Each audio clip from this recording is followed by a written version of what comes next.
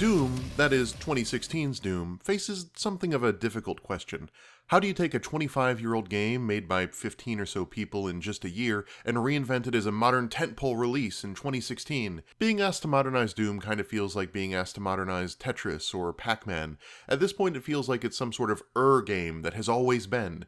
It's at once timeless and yet very much of its time, a title imitated over and over again since its release with influence that's echoed through the years, but also a title that's basically a cocktail of early 90s heavy metal, James Cameron's Aliens, Evil Dead, H.P. Lovecraft stories, and Dungeons & Dragons.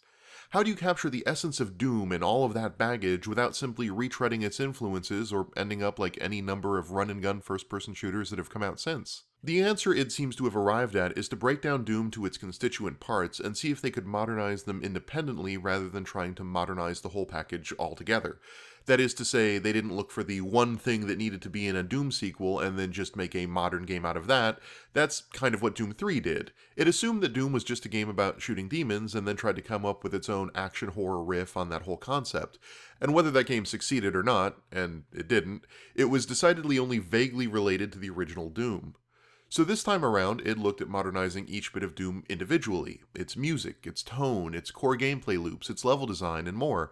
The outcome of that approach is a game that is at once rough around the edges and maybe not entirely cohesive, but a game that's undeniably following in the spirit of Doom in ways that Doom 3 definitely wasn't. Take, for example, Doom 2016's approach to tone. It would have been easy for Doom to continue in the steps of Doom 3 and present itself as a serious story about demons from hell and the one space marine who's a bad enough dude to save the president of Mars. The devil is real. I know. I built his case. I'm getting abnormal readings here.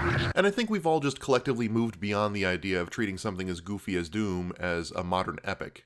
But it could have easily overcorrected into self-parody, a game eager to point out just how ludicrously over-the-top the satanic imagery, gory violence, and threadbare plot are. I am sure there is a universe where Doom 2016 has a lot in common with Borderlands. But instead, the game does something clever. It tries to match the tone of the original games by doing both. The original Doom took its iconography seriously, a game of blood and guts and intimidating goat skull pentagrams and nightmarish monsters. It aimed to make the player feel like an action movie hero, and it knew it could only do that if the player was up against real threats. But it also had a sense of humor about itself. It never lost sight of the fact that it was a silly, sophomoric, indulgent power fantasy. I mean, the end of the original Doom is basically a big, gory, dead rabbit joke. But mostly, 1993's Doom balanced this serious but not tone by contrasting its visuals with its play. You run at 1,000 miles an hour while firing increasingly ridiculous guns at demons that grow equally absurd, but despite the Looney Tunes play sensibility, it made sure that the iconography itself remained serious and threatening. Yes, you're firing a big f***ing gun at something called a cyber demon right outside the gates of hell, and that's as goofy as it sounds, but there are impaled guys and tortured flesh textures and dark corridors with flashing lights and unknown horrors all around you. The new Doom mostly follows this same approach, contrasting play with iconography, but has expanded the contrast to include not just mise-en-scène, but also lore and cutscenes. Hence Olivia Pierce and Samuel Hayden, two characters that take the fate of the game's Saturday morning cartoon world very seriously. They talk about serious issues, TM, like energy crises and the good of mankind, spout exposition and lore under the assumption that you care, and mention hell portals and demon infestations as casually as they'd mention what they had for dinner. We exploited hell and its resources because it was in mankind's best interest to do so. And what makes that work without falling into Doom 3's pit of self-seriousness is that the player character, Doom Guy, hates both of them. He doesn't care about their bickering, he doesn't care about the fate of the world, or Argent Energy, or the need to appeal to an evil god, or the cult UAC has built itself into. He just exists as a player avatar, a player who is there to kill things. He's basically playing the guy in your D&D campaign that doesn't take the story seriously, but instead of going the Gearbox route and having him spout sassy one-liners, it's all done through silent gestures and actions. We're only temporarily disabling the tower. You need to remove each lens individually. Carefully release the hinges. Warning. Energy contamination detected. This subverts the urgency and grand importance all the other characters are putting on everything, and it keeps the game from falling too far into a glowering slog or into a goofy farce. I've said in the past that the original Quake hits this disaffected teen angst vibe, and if that's true, then Doom is the smug, snarky side of being a teenager. Old enough to get that adult and forbidden things exist, but young enough to dismiss them with a smirk. Doom 2016 hits that tonal sweet spot that captures the sense of adolescent irreverence that oozed from the original game. That's not to say the tone is absolutely perfect. The hologram PA system, for example, does tend to tip over into straight-up camp and pushes the world a little too close to self-parody at times. There will be an open forum to resolve any questions or concerns on the initiative to weaponize the demons. Report to the chapel at 1400 hours. Please save your word before attending. It kind of feels like a bit of an overreaction to the absurdly unironic TV screens in Doom 3 that felt like exposition dumps that you might get in line at a theme park. Originally created as the prime science and research facility, Alpha Labs are responsible for the development of leading-edge technology, such as We're on the Mars. orbital phase How many deconstructor, visitors do we get? and molecular Who is this fuel storage for? compressor. The other problem is that, well, the original Doom wasn't an adolescent smirk, it was an adolescent middle finger. It was transgressive, and it knew it, taking violence in an era where Night Trap and Mortal Kombat were about to result in congressional hearings, and merging it with satanic imagery in an era where America was in the midst of satanic panic and angels were really big for some reason. Robert Rath wrote a really cool piece on this over at ZAM if you want to read more, but it's true. Doom wasn't just edgy, there was a time when it was seen as absolutely dangerous by a lot of people. This new game, a big budget release by a major studio across 3 platforms, can't be dangerous. 1993's Doom was a scrappy indie game made by 20-year-olds out to upset parents. 2016's Doom is part of an established global brand with books and comics and a terrible movie to its name. So it's just safe. It's not going to be dangerous. There's no way a game like this can be provocative. And I'm of 2 minds on how to feel about that. On one hand, getting older sucks, and this kind of feels like seeing a once controversial band play a really safe show at the Super Bowl now that their songs are seen as harmless classics rather than youth-ruining threats. On the other hand, modern attempts by major studios to actually try to be transgressive usually end up like Call of Duty's No Russian at worst, and EA's Dead Space 2 offends your mom ads at best, so it's absolutely for the best that they didn't even try to go there. I just think it's important to note that that aspect of the game's tone, that danger, has been lost. It has changed. Speaking of changes, let's talk about how the combat mechanics have been adapted. The original Doom is basically a first-person Robotron. It's a game of projectile avoidance as much as it is a game about shooting things. To facilitate this projectile avoidance while keeping the action up-tempo, they gave you the ability to run crazy fast. For those who haven't played the original Doom, you basically run about as fast as your own rockets in this game. By modern standards, that is just ludicrously fast movement. By modern standards, it's also kind of hard to replicate. Increased graphical fidelity means needing to model and animate a human running at 50 miles an hour, which looks weird. And the wide, open spaces that Doom used to let you avoid all those projectiles would look kind of sparse today. Modern level design aesthetics are much more aimed around densely populated, densely decorated levels. Besides, even if you slowed the movement down a bit, those sorts of straight-up circle strafing games still exist. Whether it's Serious Sam, or Hard Reset, or Painkiller, we're not exactly hurting for games aimed at crowd-controlling large numbers of monsters while avoiding projectiles. So just falling back on those old tropes would not only look really weird in 2016, but it would also put the game in this sort of boring, well-tread space play-wise. So id's response to that conundrum is to keep the gameplay movement focused, but shift the way movement is used a little bit. It's still a defensive tool, but instead of dodging with intent, it's more about an impetus to just keep moving in general. Part of this is due to the change in player speed. You don't run nearly as quickly as you did in the original Doom, and the projectiles move much faster than they used to. So the act of dodging is less of a methodical, planned action, and more of a, oh god, look out! The other reason you want to keep moving, the majority of fighting takes place in big arenas where enemies are on all sides of you, which makes keeping track of projectiles way more difficult than in the original Doom, where you basically opened a door to a room where all the monsters were on the other side. So in place of well-telegraphed projectiles that are easy to dodge because you can run 1,000,000 miles an hour, you have fast-moving projectiles from all angles that you can only dodge if you just keep moving. It feels less like first-person Robotron and more like your Jason Statham in Crank. The other big change is that this Doom wants to move the combat to a much more close-quarters affair. The closed arena layouts mean that you can't really retreat to other parts of the level for health or ammo, and the fact that the game spawns enemies in around you means you might not have a clear shot to the health or ammo that are placed around the arena. To solve that problem, and to encourage the up-close and personal combat the game seems to be aiming for, Doom rewards health and ammo for melee kills. Ammo can be gained with a chainsaw, and health can be gained with a fancy finishing move. So the game tries to keep you near your enemies in order to get health and ammo, which in a game about dodging projectiles means you're going to get hit more often, which means you're going to need to do your melee moves to get that health and ammo back, which means you'll get hit more, etc. The outcome of that feedback loop is that matches are a fracas, a scrappy mad dash brawl that moves a mile a minute. Where in older Doom games you would move from healthy and ammo stocked to very much not over the course of a few rooms, here it happens several times in a single fight. They've replaced a sense of speed defined by player movement with a sense of speed defined by the fighting tempo. I mean, compare how these two battles feel.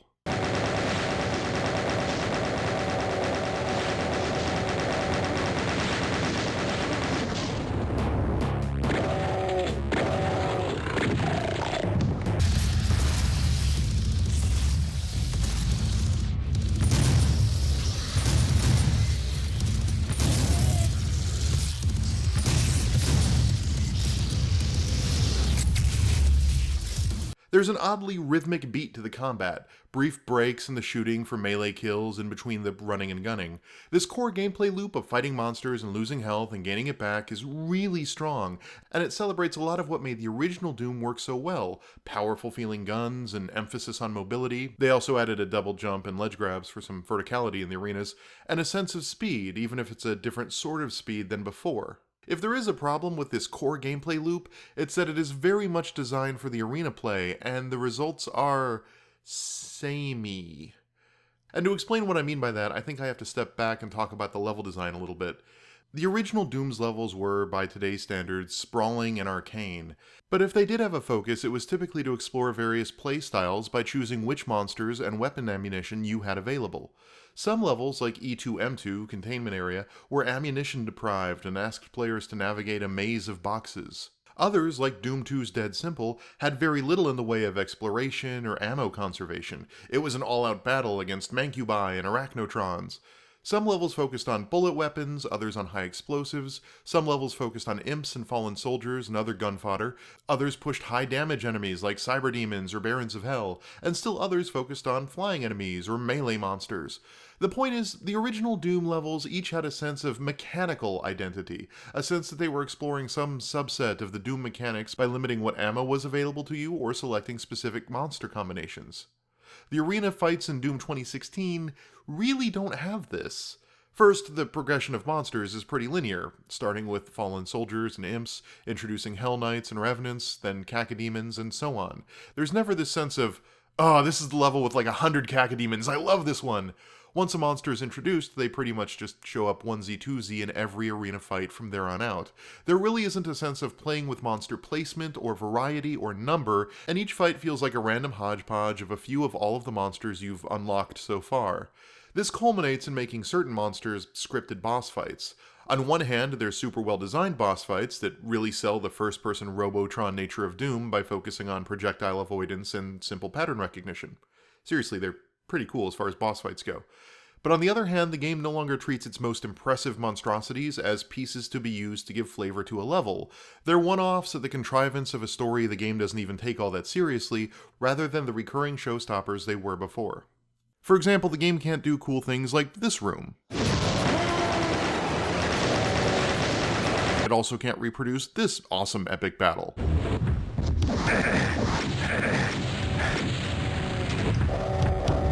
The Cyber Demon is now a scripted thing that happens rather than a tool for level designers to use to up the stakes.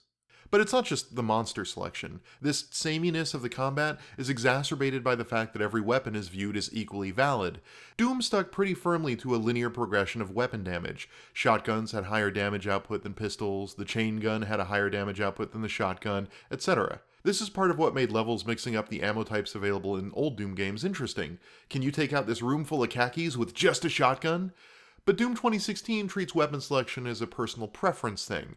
Pistol aside, they're all equally valid tools for the job, so pick your poison. And then upgrade it to be even poisonier.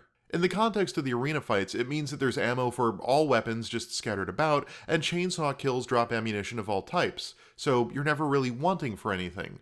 Weapon selection is no longer judged by the level designer giving you ammo. Weapon selection is now just whatever gun you think is the coolest or like the best. And because almost every combat scenario is in an arena, there's rarely a moment where you really need a long-distance gun, or where you really need an explosive to do splash damage to tons of enemies all bunched together, or where you really need the chain gun to trigger the pain animation in this one particularly tough bad guy till he's dead. Instead, it's just, well, rip and tear and rip and tear and rip and tear. And it's tremendously fun ripping, and some of the best tearing I've had in ages, but after a 10-hour campaign, it just all sort of blurs together. It's like this game has one really badass fight sequence in it, and it just wants to repeat that one sequence over and over until you've had enough. Anyway, there are other little things that I think were lost in the translation as well. The original Doom had me feeling like a hunter. You would see these monsters off in the distance or hear them from 2 rooms away, and you would know that your job wasn't done, that there were still monsters out there.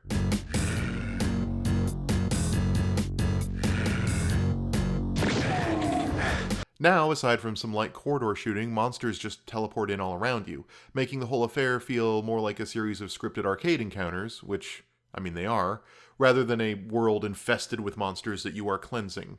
In the original Doom, you could walk over cleared areas littered with the corpses of demons, and while that's definitely a gruesome image, they made the area feel cleansed, like you had claimed this area for your own, like you had exterminated the infestation. Now, to save memory, killed demons evaporate soon after their death, and for a game really into gore and carnage, it doesn't seem interested in letting you bask in, or for that matter contemplate, the results of your battles. For all the in-the-moment carnage, there's no surveying the aftermath, so to speak. Meanwhile, the level design tries to strike a balance between modern linearity and the more traditional crisscrossing, backtracking mazes of the original game. When it works, it's actually pretty great. There's a pacing to the whole thing that tries to balance the less intense corridor combat, the big showpiece arenas, platforming segments, and exploration-driven bits. But at times it falls too far in either direction. Linear levels like the Lazarus Lab underscore the artifice of each arena by turning progress into a series of rooms with monsters that lock the doors behind you. The linear levels also tend to kill a sense of exploration and secret hunting, as do the occasional doors that bar backtracking, by the way. For a game so into encouraging you to look for its secrets, it is super annoying to have to restart an entire map because of those. Other times the game goes off into areas that are too open. Levels like the Forge encourage players to tackle objectives in any order they want, but the vertical nature of the game's world means you often head towards an indicator on your HUD without realizing that you needed to go backwards in order to actually get to it. This has the advantage of making you rely on your map, which, hey, cool, it feels like old school Doom, but the disadvantage of having you walk through a lot of areas that have already had their demons exorcised. There's a reason games focused on shooting moved away from this sort of design, and it's kind of evident here. Finally, before we go, let's talk about SnapMap. It embodies this idea of breaking down what made the original Doom so special and modernizing each piece individually, since Doom laid a lot of the groundwork for what we now think of as mods. It wasn't the first game to be modifiable, of course. House rules for board games and card games have existed since time immemorial, and plenty of preceding games were modifiable to one degree or another. But Doom's tools became so available and so user-friendly that there were expansion packs containing hundreds and hundreds of Doom levels. D-Zone. The Doom modding community is vibrant to this day. There's a non-trivial amount of influence of Brutal Doom in the 2016 game. So one of the things id set out to do was recapture that sense of accessible modability, to really make this feel like Doom with its thousands and thousands of user-generated levels. And I totally respect that high-level idea, and I really want it to succeed. But look, I'm still kind of bummed out about the fate of the whole Disney Infinity thing, but SnapMap does a good job of reminding me why the sandbox there never quite worked. Snapping together prefabricated rooms with minimal decorative options means every single level is a generic space corridor. The scripting system is really awesomely powerful. I've played levels that quizzed me on Doom knowledge, I've played Stanley Parable-style walking sims with text-based narrators, I've seen the farming sims, I've seen a Five Nights at Freddy's clone. But the environments and interactions are so similar, and the imitations of other mechanics are so roughly hewn, that like the main game's combat, it all just sort of blurs together after a while. What was meant to be an endless collection of user-created shooter levels like D-Zone has become a series of unremarkable sci-fi themed shooter prototype games that never feel finished. It's a shame that SnapMap couldn't figure out how to make level design tools that encourage players to create their own riffs on the game's core mechanics, but then id's own level designers weren't really allowed to make levels that made riffs on the game's core mechanics. And I guess that's the big problem with remaking games this way. Almost every bit of the original has been resurrected and reconstructed here. Its music, its multiplayer, its action, its mobility, its modability. And all of it carries the seeds of what made the original version of that thing great, while building on it and pulling it up into the present day in some way. And individually, each element more or less does totally work. The combat, the soundtrack, the art design, it all sings of being Doom, but in 2016. But combined, I'm not convinced it's a cohesive package or a game with its own vision. In a way, Doom 3 and Doom 2016 are mirror opposites of one another. One straying far from the original to take bold risks that more or less didn't pan out at all, and the other staying so close to the original that it struggles to know what it wants to be other than Doom, but like these days. I've mentioned how the golden age of id games seemed to be profoundly influenced by music. Doom's heavy metal, Quake's industrial tunes, and so on. If that's true, I suppose that makes Doom 2016 a modern cover of a classic song. And it's a damned good cover. A cover I've had stuck in my head for weeks since it came out. But a cover doesn't make a band, or even an album. As a one-off blast of nostalgia, this is powerful, awesome stuff. But as the foundations for a reborn franchise, as the cliffhanger ending of this game implies, I'm struggling to see what this version of the series has to offer besides nostalgia. The gameplay is too samey, and the game spends so much time dismissing its own story that there's not really any stakes or narrative to care about. And so once the nostalgia buzz runs out, what's left?